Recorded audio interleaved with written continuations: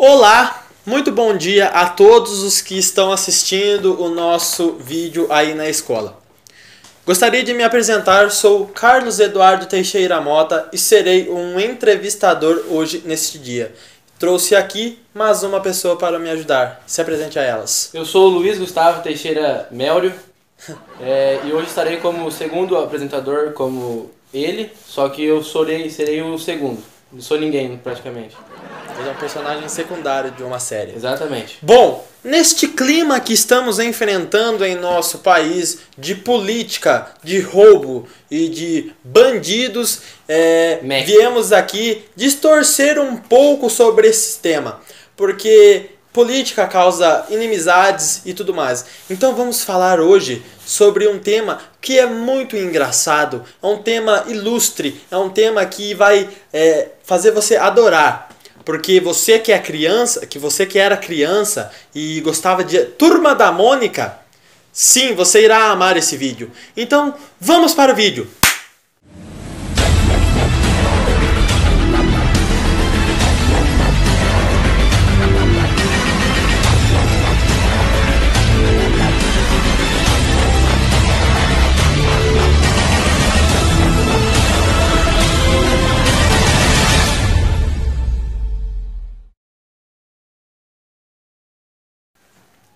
Bom, e neste clima de HQs, trouxemos aqui uma ilustre pessoa que é fã número 1 de Maurício de Souza. E que é ele, Fábio Valério Balbino. Uma salva de palmas. Todos que estão nessa casa, por favor, batam palmas.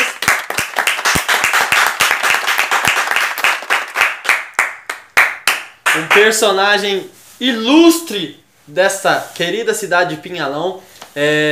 Eu sei que vocês já o conhecem porque ele é muito famoso pelo canal Los Gorditos. Afinal, quem não conhece, né? Trouxemos Melhor hoje canal do aqui... YouTube. Melhor canal, maior. Maior porque tem o mais gordo. Exatamente. Bom, hoje iremos falar com ele sobre um tema que ele adora, que é Maurício de Souza, né, Fábio Valério? Bom, para começarmos, a gente gostaria de saber como você conheceu as histórias de Maurício de Souza? Então, primeiramente eu gostaria de agradecer a oportunidade, porque eu sendo um geek, um nerd da cultura pop atual, eu me sinto muito lisonjeado de alguém me convidar por isso, por eu conhecer, por perguntar mais sobre o meu gosto por esses artistas, por essas HQs. Então, muito obrigado por terem me convidado. O prazer é todo nosso. Então, a história de como eu conheci Maurício de Souza, acho que é quase igual a de todos. Ia na escola. Então, quando você conhece o Maurício de Souza, você não conhece diretamente o Maurício de Souza, você conhece os seus personagens. Então, eu conheci e via lá na escola, mas nunca tive curiosidade de ver. Aí, como eu assistia muito desenho, um dia pensei, mas são aqueles personagens que eu vejo na escola, jogados pelos cantos. Então, um belo dia, eu fui na casa de um amigo chamado Luiz Gustavo, que não sei por onde ele anda, mas no banheiro dele, quando a gente ia defecar, do lado tinha algumas HQs da Turma da Mônica, algumas histórias em quadrinhos. E aí, sem você fazer nada, como vocês sabem, né? Começa a ler rótulos de shampoo, começa a ler rótulos de desinfetante, e tinha aquelas revistinhas. Aí eu comecei a ler e daquele dia eu não parei mais. É muito bom. Aí, toda vez que eu ia na casa dele, eu mentia que ia fazer o número 2 e ia ler aquelas histórias. Ficava horas e horas no banheiro. Então, deveríamos agradecer essa pessoa icônica que te trouxe o mundo Maurício de Souza. Sim, sem saber ele me trouxe esse mundo maravilhoso. Muito obrigado. Poxa vida, essa pessoa merecia aplausos, né? Mas não vamos aplaudir não, porque senão faz muito barulho. Mas que bom, cara, que você se interessou, que bom que você começou a ler as histórias de Maurício de Souza, porque não tem uma pessoa que não conhece as histórias deles, né?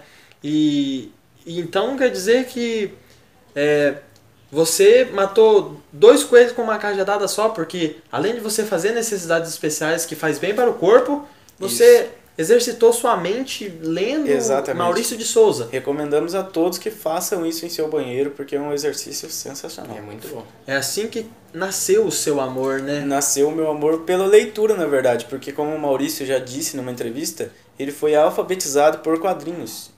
Isso acontece com muitas pessoas. E que idade mais ou menos você tinha? Olha, eu confesso que foi tarde. Eu tinha lá uns 10 anos, mais ou menos. Eu não fui alfabetizado por quadrinhos, mas o meu gosto pela leitura começou com quadrinhos, quando eu tinha 10, 11 anos de idade. Depois que você foi avançando nas leituras, como 50 Tons de Cinza e tal. Isso, não, eu prefiro dizer Crepúsculo, mas 50 Tons de Cinza ainda não cheguei nessa idade que a minha mãe ainda não deixou. Nossa. Mas... Então, como eu sempre digo, como eu acabei de dizer atrás, eu gosto muito de HQ, sempre gostei, e o Maurício partiu dessa levada, assim. Porque Turma da Mônica é pra criança, a criança se diverte, não tem nada de errado. Sim. Como Chaves, por exemplo. Ah, sensacional. Não tem nada de maldade no seriado. Então, você pode deixar seus filhos lá.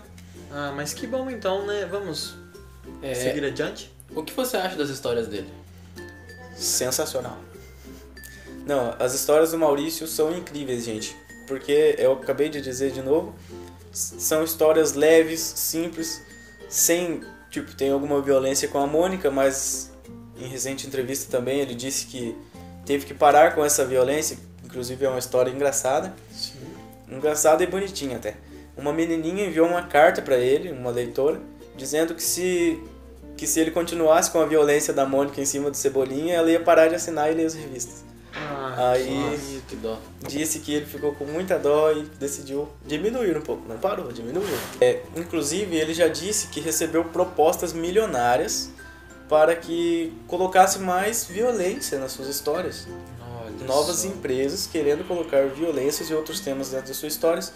E ele recusou, falou, não, vamos continuar com a mesma fórmula que vai dar certo. E foi através dessa forma, eu acho isso interessante, porque se você mantém a sua forma, a sua metodologia naquilo, aquilo dá frutos, aquilo vai dar certo. Exatamente. Porque através daquilo que ele trabalhou, ele conseguiu colher muitos frutos e seguir adiante. Exatamente. Bom, mantendo isso através da história, qual é o seu personagem favorito dentro da Turma da Mônica? Então, do Maurício de Souza, assim, que já apareceu em algumas histórias da Mônica, é o Horácio. Não sei se vocês devem conhecer, mas o Horácio é um dinossaurinho. Ah, sim.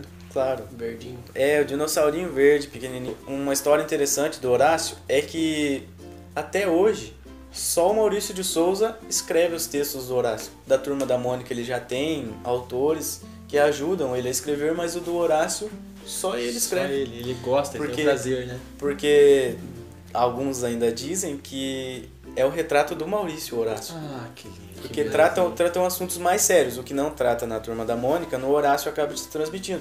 Como, por exemplo, o racismo entre os dinossauros, sabe? Sim. Como a dificuldade dele em falar, essas coisas. Agora eu vou te fazer outra pergunta. Você já teve algum aprendizado com as histórias do Maurício? Pra sua vida? Sim. Você pode nos contar? Como eu acabei de dizer, do Horácio você pode tirar muitas coisas. São coisas que você leva para sua vida, como por exemplo a violência, o racismo. Todas as coisas que acontecem na Turma da Mônica você pode filtrar e levar para a sua vida, porque como dissemos, é livre para todos os públicos, sem censuras. Uhum. Então agora outra pergunta. Qual a história favorita do Maurício de Souza? A sua história? Uma história que me marcou de criança, assim, que não tem aquela mensagem que você leva pro resto da vida, mas foi uma história que me marcou, foi do Capitão Feio. Foi uma das primeiras HQs que eu tive. Você se identificou? Na segunda parte da entrevista da HQ, sim. Porque o Franjinha transformou ele em lindo. Então ele virou o Capitão Lindo, aí eu me identifiquei. Sim. Nossa, foi uma coisa à primeira vista. E ele perdeu seus poderes de feio, foi incrível, eu nunca vou me esquecer. E relacionado às historinhas em HQs, você admira mais escritores além de Maurício de Souza? Sim, com certeza. Eu comecei com Maurício de Souza, mas depois migrei para uma coisa mais adulta, assim, mas continuo, é claro, me divertindo com histórias em quadrinhos brasileiros, valorizando sempre o nosso cenário nacional, né? Sim, mas é claro. Mas fora do Brasil, tem alguns... Eu sempre gostei da cultura americana dos heróis, que são mais valorizados. Da Marvel, os escritores da Marvel, as histórias em quadrinhos são brilhantes. Apenas que se você conhece só os filmes, você deve ler as histórias em quadrinhos. Do Stan Lee, que começou, criou o Homem-Aranha, o Homem de Ferro, foi o principal. E os mais antigos dentro da Marvel. Isso, exatamente. Está até hoje ajudando nas produções dos filmes. Pra quem não conhece Stan Lee, é sempre aquele velhinho que procura aparecer nas filmagens dos filmes da Marvel. E o seu sucessor, porque agora ele tá velhinho, já deixou de escrever, tá milionário. O seu sucessor se chama Roy Thomas, que é quem criou os Vingadores, quem juntou, quem escreve histórias de hoje em dia da Marvel. Já tá velhinho também. Outro que eu admiro bastante é o Robert Kirkman, que criou The Walking Dead. Quem conhece a série deve ler os quadrinhos, porque particularmente os quadrinhos é melhor que a série. Coisas censuradas na TV, que geralmente não se pode passar na TV, nos quadrinhos tem tudo e você deve. Mas se tratando de quadrinhos, pra mim essas são as minhas inspirações, eu que costumo escrever também. E por fim, quais são as suas expectativas para esse filme que irá ser lançado pelo Maurício de Souza sobre a Turma da Mônica? Olha, para mim, o que o Maurício disse em recente entrevista também faz todo sentido. Porque hoje em dia a criança, um quadrinho só não basta, entendeu? Sim. Pela importância que se tem a Turma da Mônica, um quadrinho não basta. Então ela vai querer consumir aqui, consumir no seu shampoo tralalá, ela vai querer ver a Turma da Mônica em todo lugar, ela vai querer ter um aplicativo da Turma da Mônica. E nada como marcar uma época com uma Turma da Mônica no cinema. E você acha mais curioso hoje, observando o cenário atual da humanidade, a Turma da Mônica ainda criança ou naquela levada mais adolescente, jovem e tal? Pra mim tem que continuar sendo criança. Você prefere? Eu particularmente prefiro, porque você consegue ver o espírito delas, não precisa humanizar, tem que continuar...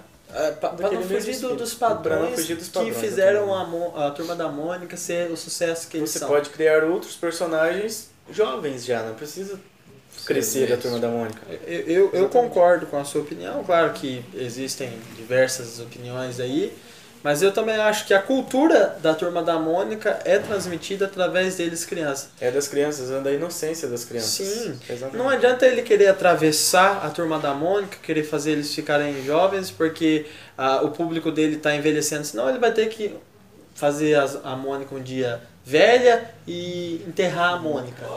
Aí vai acabar.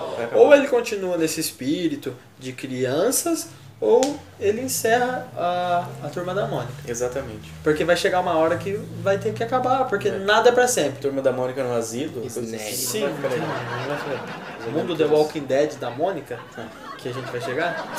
Bom, ficaria legal. Bom, quais são suas considerações finais então para a Turma da Mônica? O que você espera para eles no futuro? Eu queria realmente que continuasse desse jeito, mas com coisas novas, ou seja, a mesma fórmula da Turma da Mônica, como eu disse, mas saindo desenhos novos, cinema novo, com filmes novos, inspirando a Turma da Mônica. Fugir um pouco do tradicional, que é as histórias em quadrinhos. Isso. Não tradicional, continuar fazendo, mas sim, chamando a atenção para levar para os quadrinhos. De outros jeitos, como tinha o parque temático, mas infelizmente fechou. Sim. E o que leva tudo aos quadrinhos. Muito bem, então. Bom, pessoal, isso é um pouco dessa cultura, desse ícone aqui, que é fã de Maurício de Souza, ele que desde os seus 10 anos ele vem estudando um pouco sobre a vida da Turma da Mônica, a história de Maurício de Souza. Se a gente fizesse perguntas aqui para ele, ele passaria a tarde inteira respondendo, porque ele realmente é muito fã de Maurício de Souza. Mas a gente vai ficando por aqui e espero que a gente tenha transmitido a vocês um pouco sobre a história de Maurício de Souza e que vocês tenham absorvido um pouco das teorias dele, um pouco da vida da Turma da Mônica. Eu me despeço por aqui, sou o Carlos Eduardo. Por favor, Luiz Gustavo, se despeça também. Queria me despedir, agradecer a presença dele, que nos proporcionou essa entrevista belíssima, e dizer obrigado, professor. Bom, também gostaria de agradecer a todos que nos ajudaram nesse vídeo. Karen Luane, que foi a nossa câmera, Carla Bonilha, que foi a nossa roteirista, e Cleverson Henrique, que nos auxiliou através dos sons, do microfone e tudo mais. Bom, isso é tudo, espero que vocês tenham gostado. Um grande agradecimento também à professora Adriane Lemes, que nos proporcionou esta entrevista. Isso é tudo, fiquem com Deus e até a próxima.